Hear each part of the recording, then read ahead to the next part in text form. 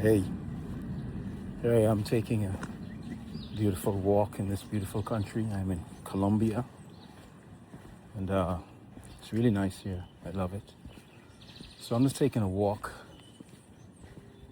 early in the morning here, and the sun came across my mind. I just wanted to mention to you guys. You know, a lot of you have an issue with the concept that you and the divine, you and Source, you and God, however you want to articulate it, you and the Father, are somehow separate from each other.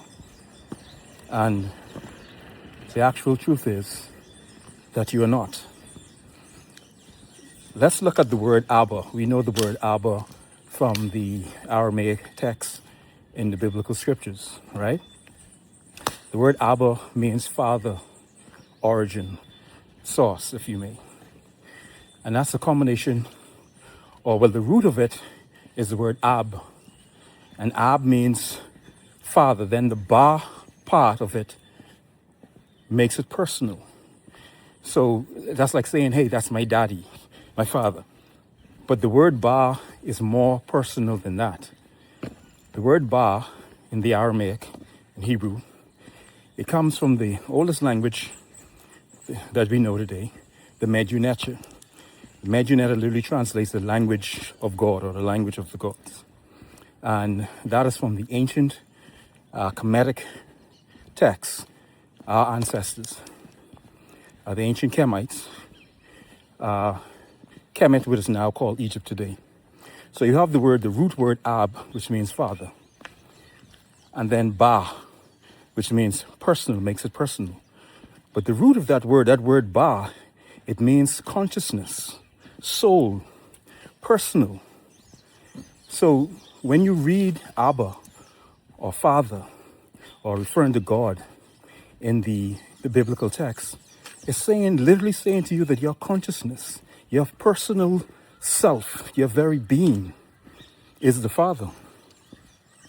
So you're not separate from God. Even the scriptures relay that, you know. And, we sometimes look up for God somewhere in the sky or something like that. God is more closer to you than your very breath. Source is your very being. And remember, the scripture says, in him we move, live, and have our very being. And we don't get that. We don't understand that. You know? You are not separate from the divine creator. And I want you to think about this before, I pack it up, right? Think about this. So if God is all, or source is all, everything that is, then everything that comes from God, from source, cannot be separate from God. Period. If God is the source of all things, and there's something somehow outside of God, then the thing obviously didn't come from God. And that is not the case. If I go down to the ocean, and I take a cup, and I dip it in the ocean, the very same components that's in that cup is in the ocean. The only difference is magnitude. And that's how it is. We are not, quote unquote, little gods per se. Like I hear people say things like, oh, we're little gods with a small g. Well, let's talk about that for a second. We know the name Elohim, and it's roughly translated, the vehicle passing, is roughly translated gods, right? Now, that's the name, one of the names given to God in the biblical scriptures, Elohim. In the book of Psalms, where it says, ye are gods, children of the Most High, but you shall die like mortal men. It means that because you don't know who you are, you die like a mortal. But that word there, when it says ye are gods, talking to us, that word there is Elohim. So it's literally saying you are Elohim. It gives you the very name of God. One would think, oh no, that's God's name. It doesn't refer to us, but that's what the scripture says.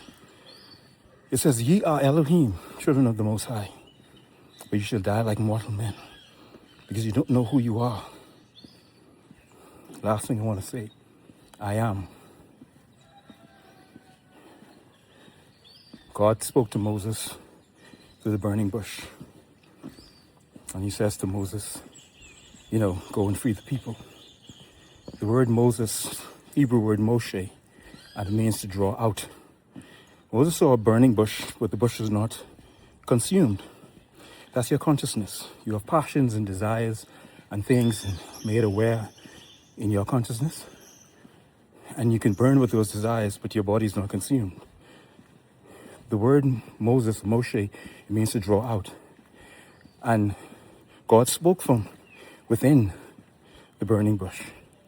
And so, it's literally saying that you draw your I amness from within. The revelation, the passions, the dreams, the goals, the ideas you have, they are drawn from within. And here's the thing, God says, I am. Moses says, who should I say has sent me? I'm climbing up a hill.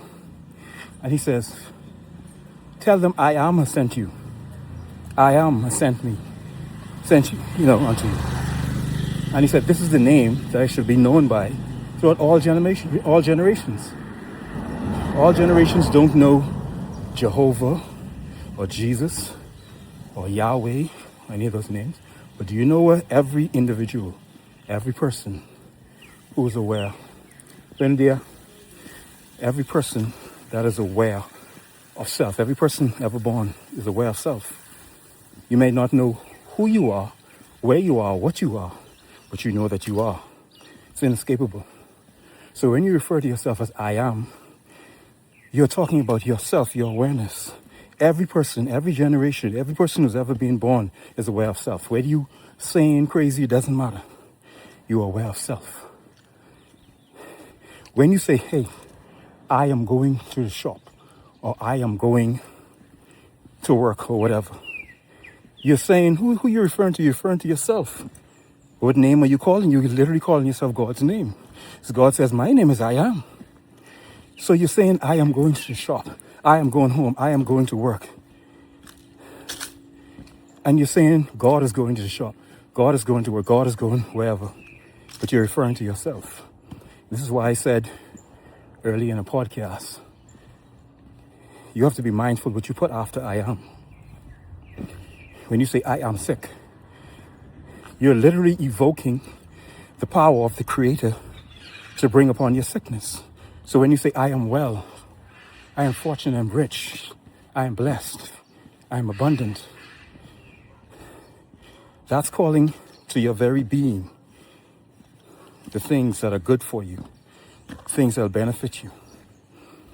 When the scripture says, do not use the Lord's name in vain, the word name there means nature.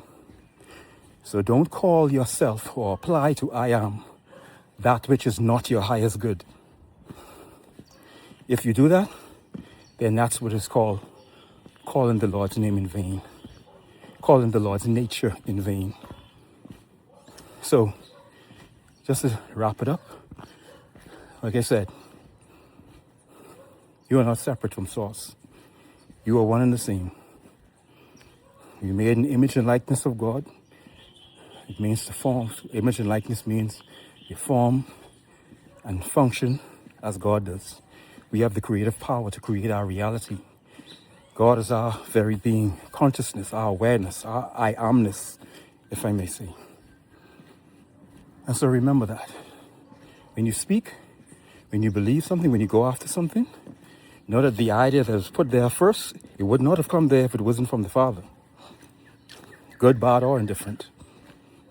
But anyway, that's for another little video, So, JC Regal here, and I help people to think and go further. I'm going to continue to enjoy Colombia, and talk to you guys later. Peace.